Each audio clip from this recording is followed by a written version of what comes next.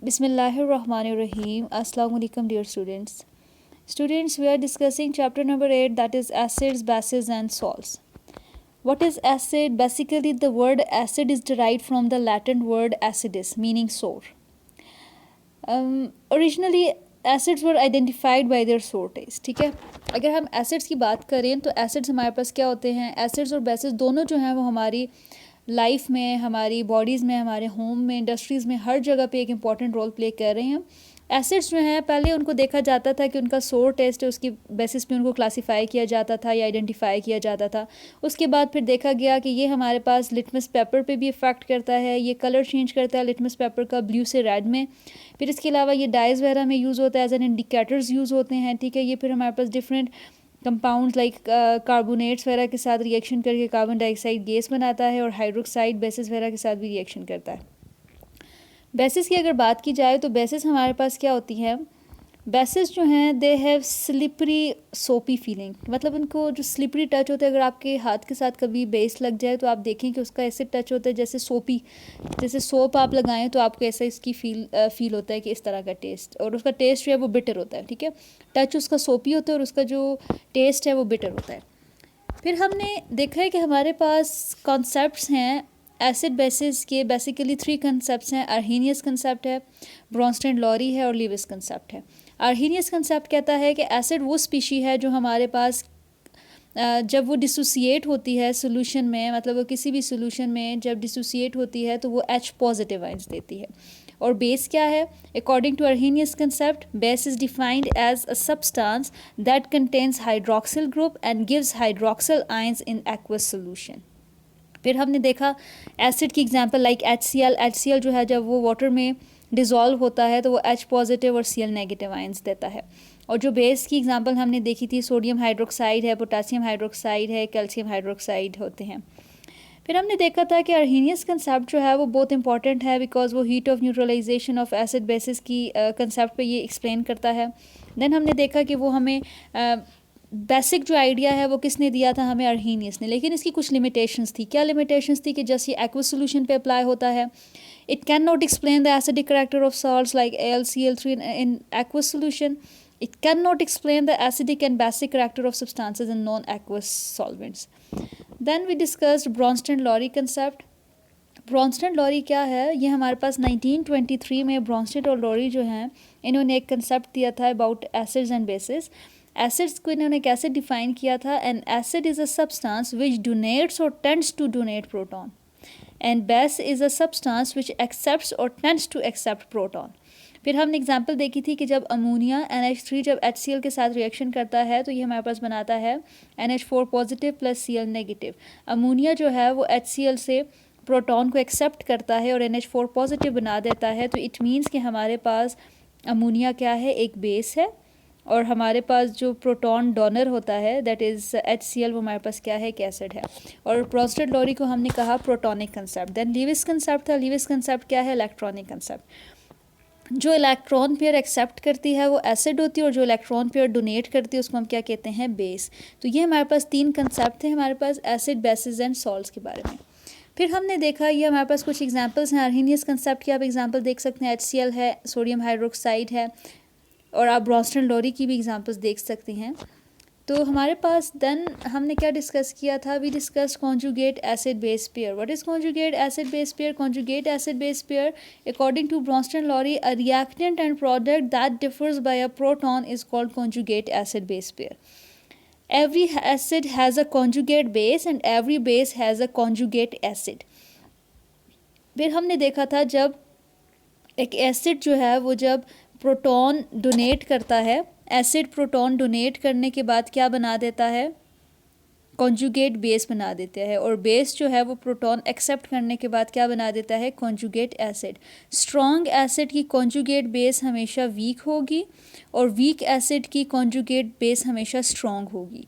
और strong base होगी तो उसका कॉन्जुगेट एसिड जो है वो वीक होगा, और अगर वीक बेस होगी तो उसका कॉन्जुगेट एसिड जो है वो हमेशा स्ट्रॉन्ग होगा. फिर हमने डिस्कस किया था कि हमारे पास एक एम्फोटेरिक स्पीशीज़ होती हैं. एम्फोटेरिक स्पीशीज़ वो होती हैं जो हमारे पास जब एसिड के साथ रिएक्शन करें तो एज अ बेस एक्ट करती हैं, और जब बेस के साथ रिएक्शन करें तो एज एन एसिड एक्ट करती हैं. उनको हम कहते हैं एम्फोटेरिक स्पीशीज़. फिर हमने डिस्कस किया था कि हमारे पास relative strength of acids and bases होती हैं, कि हमारे पास कुछ एसिड्स जो हैं, एसिड्स की टू टाइप्स हैं, strong acids and weak acids, strong bases and weak bases. Strong acid कौन सा एसिड होता है जो 100% अपने आयंस में डिसोसिएट हो जाए, और वीक एसिड कौन सा होता है जो 100% अपने आयंस में डिसोसिएट ना हो। जो स्ट्रॉन्ग एसिड है उसको हम सिंगल एरो के साथ शो करते हैं, और जो वीक होते हैं उसको हमेशा हम डबल हेडेड एरोस के साथ शो करते हैं। सिमिलरली बेस की भी टू टाइप्स होती हैं। स्ट्रॉन्ग बेस वो होती है जो 100% आयोनाइज हो जाए, और वीक बेस वो होती है जो हमारे पास 100% आयोनाइज ना हो। फिर हमने देखा कि हमारे पास सेल्फ या ऑटो आयोनाइजेशन हमने देखी कि वाटर जब वाटर के साथ रिएक्शन करता है तो हमारे पास सेल्फ आयोनाइजेशन होती है, ठीक है, सेल्फ आयोनाइजेशन, और इसको हमने कहा प्रोटोलाइसिस भी कहते हैं।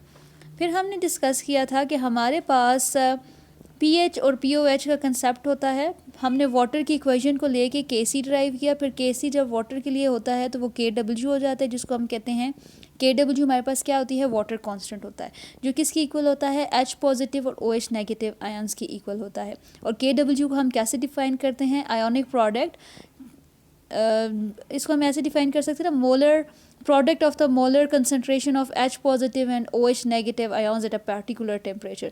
और ये किसकी इक्वल था, ये 1 × 10⁻⁻14 की इक्वल था एट रूम टेम्परेचर। फिर हमने कहा अगर KW जो है वो H पॉजिटिव और OH नेगेटिव आयंस की इक्वल है, जो कि 10⁻⁻14 की इक्वल है, तो इट मीन्स कि H पॉजिटिव की कंसनट्रेशन कितनी होगी, 10⁻⁻7। H पॉजिटिव की भी इतनी होगी और OH नेगेटिव की भी इतनी होगी। फिर हमने ये डिस्कस किया था कि अगर हमारे पास किसी भी सोल्यूशन में H पॉजिटिव आयंस की कंसनट्रेशन जो है वो अगर 10⁻⁻7 के इक्वल है तो वो सोल्यूशन न्यूट्रल होगा, और अगर हाइड्रोजन आयंस की कंसनट्रेशन जो है वो 10⁻⁻7 से ग्रेटर है तो वो सोल्यूशन एसिडिक होगा, और अगर 10⁻⁻7 से लेस है तो सोल्यूशन क्या होगा, बेसिक होगा। फिर हमने देखा हमारे पास पीएच, पीओएच और पीकेडब्ल्यू होते हैं। पीएच क्या होता है, इसको हमने कहा था pH is defined as the negative logarithm of the H positive और H3O positive concentration in moles per decimetre cube. PH क्या होता है, pH is equal to minus log of H positive ions. और पीएच जो है हमारे पास किसकी equal आती है, वो हमारे पास होती है 7 की इक्वल होती है। अगर हमारे पास टोटल जो स्केल है वो 0 to 14 होता है, 0 to 7, 0 मतलब 7 जो है वो न्यूट्रल के लिए होता है, 7 से लेस होगा तो वो एसिडिक कंडीशन होती है, और अगर 7 से ज़्यादा हो तो वो बेसिक होती है। फिर हमने एक और इक्वेशन डिराइव की थी कि pH plus pOH is equals to पीकेडब्ल्यू, और पीकेडब्ल्यू किसकी इक्वल होती है, हमारे पास 14 की इक्वल होती है। फिर हमने कुछ न्यूमेरिकल्स इसके डिस्कस किए थे, और फिर हमने एसिड आयोनाइजेशन कांस्टेंट की बात की थी। के हमारे पास होता है एसिड आयोनाइजेशन कांस्टेंट, और एसिड आयोनाइजेशन कांस्टेंट या डिसोसिएशन कांस्टेंट जो है ये हमारे पास क्या होता है कि ये हमारे पास डायरेक्टली प्रोपोर्शनल होता है जो हमारे पास डिसोसिएटेड आयंस होते हैं। सोल्यूशन में जो डिसोसिएटेड आयंस होते हैं उनके डायरेक्टली प्रोपोर्शनल होता है। इट मीन्स के जितने ज़्यादा एसिड जो है वो अपने आयंस में कन्वर्ट होगा, जितने ज़्यादा वो आयंस बनाएगा उतनी ज़्यादा के की वैल्यू होगी, और जितनी ज़्यादा के की वैल्यू होगी उतना स्ट्रॉन्ग एसिड होता है। और जितने रिएक्टेंट अगर ज़्यादा हैं, मींस अनआयोनाइज्ड या अनडिसोसिएटेड आयंस जो हैं वो ज़्यादा हैं, तो इट मीन्स के की वैल्यू कम होगी तो उतना वीक एसिड होगा। इट मीन्स के क्या है, वो हमारे पास एसिडिटी कांस्टेंट है। जितनी ज़्यादा के की वैल्यू है उतना स्ट्रॉन्ग हमारे पास क्या होता है, एसिड होता है।